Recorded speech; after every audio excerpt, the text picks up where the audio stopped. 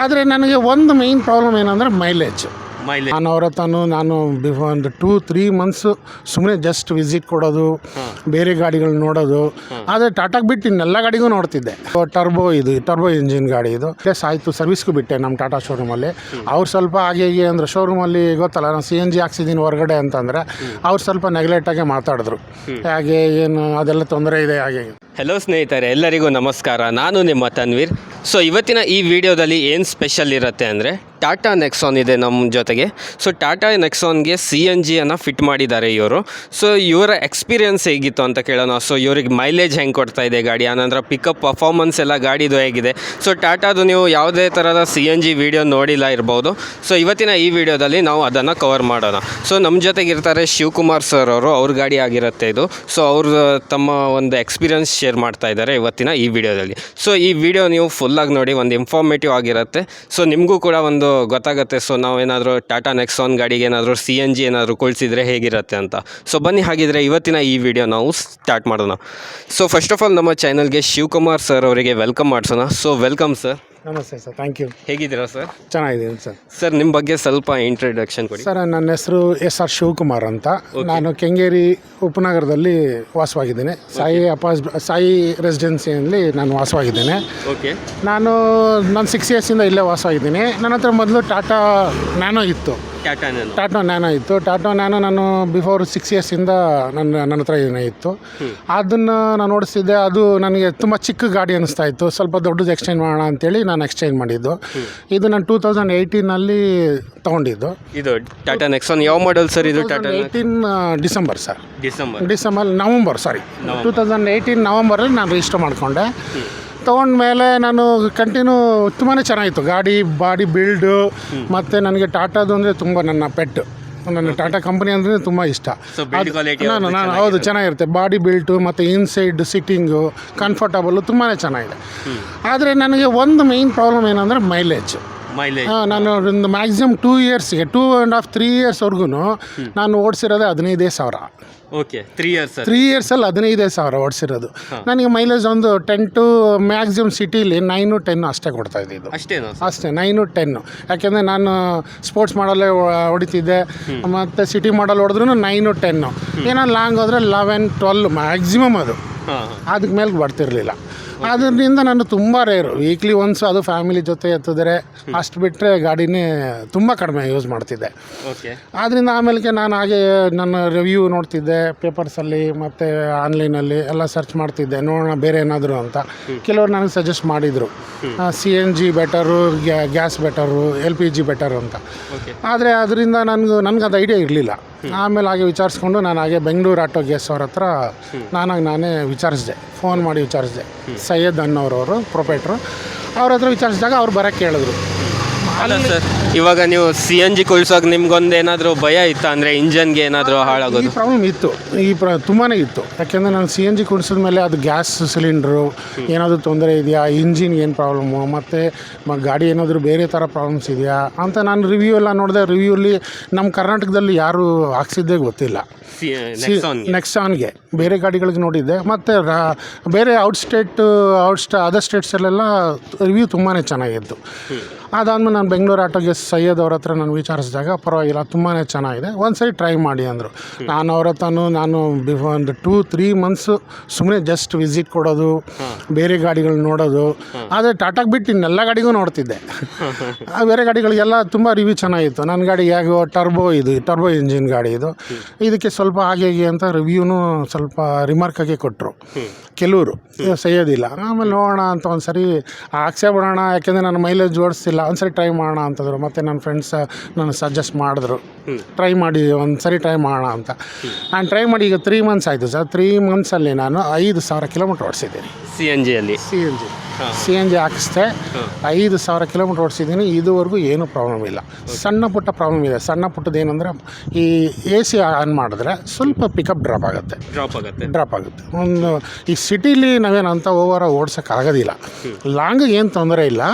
ಸಿಟಿಲಿ AC ಹಾಕಿದ್ರೆ ಸ್ವಲ್ಪ ಮೈಲೇಜು 1 ಕಿಲೋಮೀಟರ್ನ ಡ್ರಾಪ್ ಆಗುತ್ತೆ, ಮತ್ತು ಪಿಕಪ್ಪು ಸ್ವಲ್ಪ ಡ್ರಾಪ್ ಆಗುತ್ತೆ. ಓಕೆ ಸರ್, ಇವಾಗ ಈ ಗಾಡಿ ನಿಮಗೆ ಪೆಟ್ರೋಲಲ್ಲಿ 10-12 ಕೊಡ್ತಾ ಇತ್ತು. 12 ಕೊಡು. ಓಕೆ, ಇವಾಗ CNGಯಲ್ಲಿ ಎಷ್ಟು ಎಷ್ಟು ಕೊಡ್ತಾ ಇದೆ ಇದು? ನಿಮಗೆ +7 ಕೊಡುತ್ತೆ ಸರ್, 6 to +7 ಕೊಡುತ್ತೆ, 6 to 7. ನಿಮಗೆ ಪೆಟ್ರೋಲು ಈಗಿನ ಪ್ರೆಸೆಂಟ್ ರೇಟು 101 rupees, 101, 102, 101 ಇದೆ. ನಿಮಗೆ CNG ನಿನ್ನೆವರೆಗೂ 53 rupees ಇತ್ತು, ನಿನ್ನೆಯಿಂದ ರೈಸ್ ಆಗಿದೆ 57 ಆಗಿದೆ. 57 ಆಯಿತಾ ಸರ್ ಇವಾಗ? ನಿನ್ನೆ ಚೇಂಜ್ ಆಗಿದೆ, ನಿನ್ನೆಯಿಂದ ಚೇಂಜ್ ಆಗಿದೆ.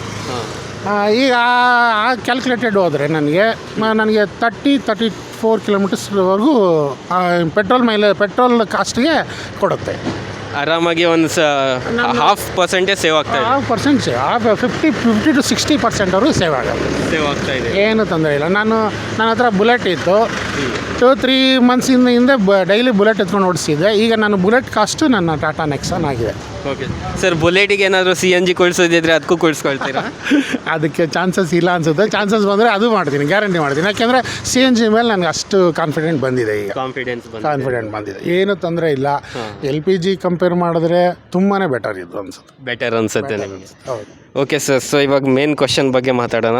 ಸರ್, ನಿಮಗೆ ಪೆಟ್ರೋಲಲ್ಲಿ ಎಷ್ಟು ಒಂದು 3 years ಪೆಟ್ರೋಲಲ್ಲಿ ಓಡಿಸಿದ್ದೀರ? 3 years ಪೆಟ್ರೋಲ್ ಓಡಿಸ್ತೇನೆ ನಾನು. 15,000 ಕಿಲೋಮೀಟರ್ ಓಡಿಸಿದ್ದೀನಿ ಅಷ್ಟೇ. 15,000 ಕಿಲೋಮೀಟರ್ ಪೆಟ್ರೋಲಲ್ಲಿ ಮಂತ್ಸಿಗೆ 5,000 ಕಿಲೋಮೀಟರ್ಸ್ ಓಡಿಸಿದ್ದೀನಿ. ಓಕೆ, ಸೊ ಮೇಜರ್ ಡಿಫ್ರೆನ್ಸ್ ಏನಂತ ನಿಮಗೆ CNG ಮತ್ತು ಪೆಟ್ರೋಲ್ಗೆ?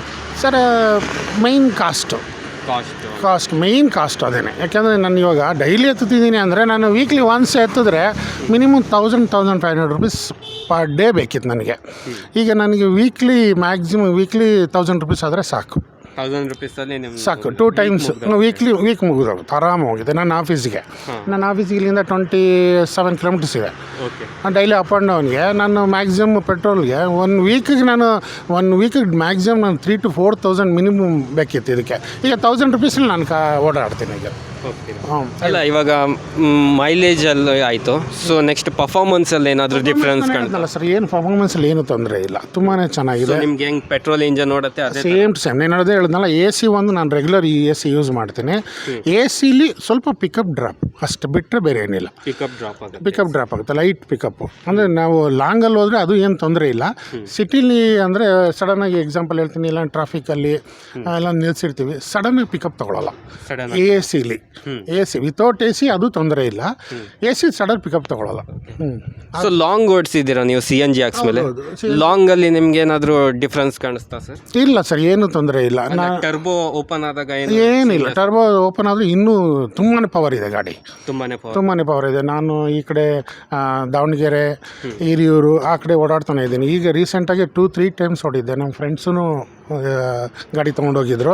CNG ಹಾಕ್ಸಿದ ಮೇಲೆ ಅವರು ಟೆಸ್ಟ್ ಮಾಡೋಕ್ಕೆ ಅಂತ ತೊಗೊಂಡೋಗಿದ್ರು. ತುಂಬಾ ಚೆನ್ನಾಗಿದೆ.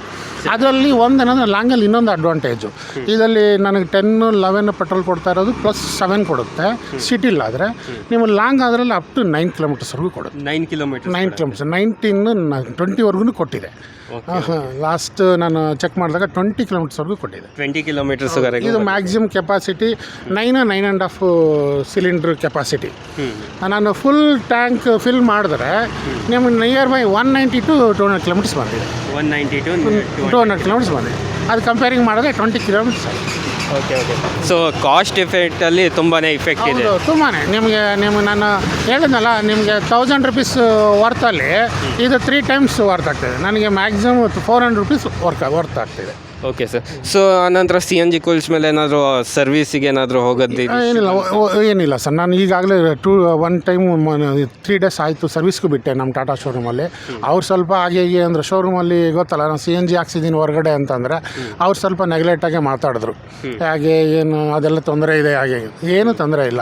ಮೊನ್ನೆ ಸರ್ವಿಸ್ ಮಾಡ್ಕೊಂಬಂದು ಏನೂ ತೊಂದರೆ ಆಗಿಲ್ಲ. ಅಲ್ಲ, ಮತ್ತೆ ಏನಾದರೂ CNG ಏನಾದರೂ ಸರ್ವಿಸಿಗೆ ಬಿಟ್ಟಿದ್ರ 3 months? ಏನಿಲ್ಲ, 1 time ಇದುವರೆಗೂ ಇಲ್ಲ. ಹಾಕಿ ನಾನು 3 months ಆಯಿತು, ಇದುವರೆಗೂ ನಾನು ಯಾವುದಕ್ಕೆ ಅವ್ರ ಹತ್ರ ಕಂಪ್ಲೇಂಟ್ ಅಂತಲೇ ಹೋಗಿಲ್ಲ. ಸಣ್ಣ ಪುಟ್ಟ ಮೈನರ್ ಇತ್ತು, ಪಿಕಪ್ದು ಚೆಕ್ ಮಾಡ್ಸೋಣ ಅಂತ ಪಿಕಪ್ ಎಲ್ಲ ಚೆಕ್ ಮಾಡಿಸ್ದೆ, ಅದು ಸರಿ ಹೋಗಿದೆ. Okay sir. ಸೊ ಇನ್ನು ಏನಂದರೆ ನಿಮ್ಗೆ ಇವಾಗ ಈ ಗಾಡಿ ಚೆನ್ನಾಗಿ ಅನಿಸ್ತಾ ಇದೆ CNG ಕೂಲ್ಸ್ ಮೇಲೆ? ಅದೇ ಹೇಳ್ತೀನಲ್ಲ, ನಾನು ಡೈಲಿ ಕಾರ್ ಎತ್ತುತ್ತಿರಲಿಲ್ಲ, ಈಗ ಡೈಲಿ ಕಾರ್ ಎತ್ತುತ್ತಾ ಇದ್ದೀನಿ. ಅದೇ ಒಂದು ಅಡ್ವಾಂಟೇಜ್, ಅಲ್ಲೇ ಗೊತ್ತಾಗ್ಬಿಡುತ್ತಲ್ಲ. ಯಾಕಂದರೆ ನಾನು ಡೈಲಿ ಎತ್ತಾ ಇದ್ದೀನಿ ಅಂತಂದರೆ ಯೂಸ್ಫುಲ್ ತುಂಬಾ ಇದೆ, ಮತ್ತು ಬೆನಿಫಿಟ್ ಇದೆ ನನಗೆ. ಕಾಸ್ಟು ವರ್ಕೌಟ್ ಆಗ್ತಿದೆ, ತೊಂದರೆ ಇಲ್ಲ. Okay okay. ಸೊ ಸರ್ ಇವಾಗ ನೀವು ಇದರಲ್ಲಿ ಯಾವ ಕಿಟ್ ಹಾಕ್ಸಿದ್ದೀರಾ? ಈಗ ನಾನು ಲ್ಯಾಂಡಿರನ್ಸು ಅಂತ ಲ್ಯಾಂಡಿರನ್ಸು 64,000 ಏನೋ ಆಗಿದೆ. 64,000 ಮ್ಯಾಕ್ಸಿಮಮ್ ಅದು ಟಾಪ್ ಆ್ಯಂಡ್ ಕ್ವಾಲಿಟಿ ಅದು. ನಾನು ಸುಮ್ಮನೆ ಇದರಲ್ಲೆಲ್ಲ ಕಾಂಪ್ರಮೈಸ್ ಬೇಡ ಅಂತೇಳಿ ಅದನ್ನೇ ಹಾಕ್ಸಿದ್ದೀನಿ. ತುಂಬಾ ಚೆನ್ನಾಗಿದೆ. ಮತ್ತು ಅದರಲ್ಲಿ ಅವ್ರು ಬೆಂಗಳೂರು ಆಟೋ ಗ್ಯಾಸ್ ಅವರು ತುಂಬಾ ಚೆನ್ನಾಗಿದೆ ಸರ್ವೀಸು. ನಾವು ಎನಿ ಟೈಮ್ ಏನೋ ಸಣ್ಣ ಪುಟ್ಟ ಕಂಪ್ಲೇಂಟ್ ಅಂದರೂ ಪ್ರತಿಯೊಂದು ಇಮಿಡಿಯೇಟ್ ಚೆಕ್ ಮಾಡ್ತಾರೆ, ಇಮಿಡಿಯೇಟ್ ಹೇಳ್ತಾರೆ. ಸ್ಟಾರ್ಟಿಂಗ್ 1-2 ಡೇಸಲ್ಲಿ ಸ್ವಲ್ಪ ಲೈಟ್ ಲೀಕೇಜ್ ಇತ್ತು, ಗ್ಯಾಸ್ ಲೀಕೇಜ್ ಇತ್ತು. ನಾನು ಹೋಗಿ ತೊಗೊಂಡೋಗಿ ತೋರಿಸ್ದೆ, ಇಮಿಡಿಯೇಟಾಗಿ ಅವ್ರು ಸೈಯದ್ ಅವರೇ ಬರ್ತಾರೆ, ಸೈಯದ್ ಅವರೇ ಬಂದು ಚೆಕ್ ಮಾಡಿದ್ದಾರೆ. ತುಂಬ ಅದರಲ್ಲೆಲ್ಲ ಸರ್ವಿಸಲ್ಲಿ ಏನೂ ತೊಂದರೆ ಇಲ್ಲ. Okay sir. ಸೊ ನೀವು ಇದು ಫಿಲ್ ಮಾಡೋದು ಕ್ಯಾಪ್ ಎಲ್ಲ ಹಾಕಿದ್ದೀರಾ ಈ ಗಾಡಿಗೆ? ಪೆಟ್ರೋಲ್ ಪಕ್ಕದಲ್ಲೇ ಹಾಕ್ಸ್ಕೊಂಡಿದ್ದೀನಿ. ಪೆಟ್ರೋಲ್ ಪಕ್ಕದಲ್ಲಿ ಒಂದು ಅದಕ್ಕೆ ಅಂತಲೇ ಸಪ್ರೇಟ್ ಒಂದು ಹೋಲ್ ಮಾಡಿದ್ದಾರೆ, ಅಲ್ಲೇ ರೆಡಿ ಮಾಡಿದ್ದಾರೆ. ಅದನ್ನು ರೆಡಿ ಮಾಡಿದ್ದಾರೆ. ಆ ಸ್ಪೇಸು ಅದಕ್ಕೆ ಯೂಸ್ಡು. ಕೆಲವರು ಫ್ರಂಟಲ್ಲಿ ಹಾಕ್ಕೊಂಡಿದ್ದಾರೆ, ಅಂದರೆ ಈ ಗಾಡಿಗಲ್ಲ ಬೇರೆ ಗಾಡಿಗಳಿಗೆ ಅದು ತುಂಬಾ ಸಣ್ಣ ಪುಟ್ಟ ಪ್ರಾಬ್ಲಮ್ ಇದೆ. ಏನಕ್ಕೆ ಅಂತಂದರೆ 100% ಫಿಟ್ಟಾಗಿ ಕೂತ್ಕೊಳ್ಳೋಲ್ಲ ಅದು. ಅದೇನಾಗುತ್ತೆ, ನೀವು ಹಾಕಬೇಕಾದ್ರೆ ಸ್ವಲ್ಪ ಶೇಕ್ ಆಗುತ್ತೆ. ನಿಮಗೆ ಪೆಟ್ರೋಲ್ ಪಕ್ಕದಲ್ಲಿ ಹಾಕಿದ್ದಾರೆ, ಅಲ್ಲಿ ತುಂಬಾ ಫಿಟ್ಟಿಂಗ್ ಎಲ್ಲ ಚೆನ್ನಾಗಿ ಮಾಡಿದ್ದಾರೆ ಅವರು, ಚೆನ್ನಾಗಿ ಮಾಡಿದ್ದಾರೆ. ಅದರಿಂದ ಏನು ತೊಂದರೆ ಇಲ್ಲ. ಓಕೆ. ಸೊ ನಾವು ಒಂದ್ಸತಿ ವ್ಯೂವರ್ಸಿಗೆ ಗಾಡಿ ತೋರಿಸೋಣ. ಇದು ಸಿಲಿಂಡರ್ ಎಲ್ಲಿದೆ, ಆನಂತರ ಅದು ನಿಮ್ಮ ಪಾಯಿಂಟ್ ಎಲ್ಲಿದೆ ಅಂತ ತೋರಿಸೋಣ. ಸೊ ಫ್ರೆಂಡ್ಸ್, ಇಲ್ಲಿ ನೋಡ್ಬೋದು ನೀವು ಯಾವ ಥರ ಸೆಟಪ್ ಮಾಡಿದ್ದಾರೆ ಅಂತ ಇವರು. ಸೊ ನಿಮಗೆ ಟ್ಯಾಂಕ್ ಇಟ್ಟು ಇನ್ನು ಸ್ಪೇರ್ ವೀಲ್ ಕೂಡ ನೀವು ಇದರಲ್ಲಿ ಆರಾಮಾಗಿ ಇಡ್ಬೋದು. ಸರ್ ಒಂದ್ಸತಿ ಸ್ಪೇರ್ ವೀಲ್ ಇಟ್ಟೆ ತೋರಿಸಿ.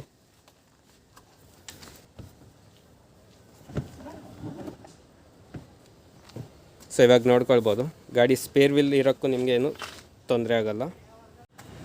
ಸೊ ಹಾಗೆ ನಿಮಗೆ CNG ಫಿಲ್ ಮಾಡುವಂಥ ಕ್ಯಾಪ್ ಈ ಸೈಡ್ ಬರುತ್ತೆ. ಸೊ ನೆಕ್ಸಾನಿಗಾದರೆ ನಿಮಗೆ ಇಲ್ಲಿ ಸ್ಪೇಸ್ ಇದೆ, ಅದಕ್ಕೋಸ್ಕರ ನಿಮಗೆ ಇಲ್ಲಿ ನೋಡೋಕ್ಕೆ ಸಿಗ್ತಾ ಇದೆ. ಸೊ ಬೇರೆ ಗಾಡಿ ಆದರೆ ನಿಮಗೆ ಮುಂದ್ಗಡೆ ಹಾಕ್ತಾರೆ, ಇಲ್ಲಾಂದರೆ ಬ್ಯಾಕ್ ಸೈಡ್ ಎಲ್ಲಾದರೂ ಹಾಕ್ತಾರೆ. ಸೊ ಇಲ್ಲಿ ನಿಮಗೆ ಸ್ಪೇಸ್ ಇರೋದ್ರಿಂದ ಸೈಡಲ್ಲೇ ನಿಮಗೆ ಪೆಟ್ರೋಲ್ ಟ್ಯಾಂಕಲ್ಲೇ ನಿಮಗೆ ಫಿಟ್ ಮಾಡಿಕೊಟ್ಟಿದ್ದಾರೆ. ಸೊ ಇದೊಂದು ಅಡ್ವಾಂಟೇಜಸ್ ಆಗುತ್ತೆ, ನಿಮ್ಮ ಬಾನೆಟ್ ಓಪನ್ ಮಾಡಬೇಕಂತ ಇಲ್ಲ.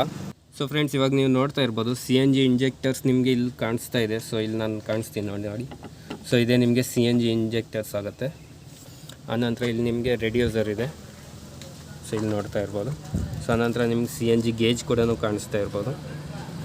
ಸೊ ಕಂಪ್ಲೀಟಾಗಿ ಒಂಥರದಲ್ಲಿ ನಿಮಗೆ ಫಿಟ್ಟಿಂಗ್ ಆಗಿ ನೋಡಲಿಕ್ಕೆ ಸಿಗ್ತಾ ಇರುವಂಥದ್ದು ಇಲ್ಲಿ.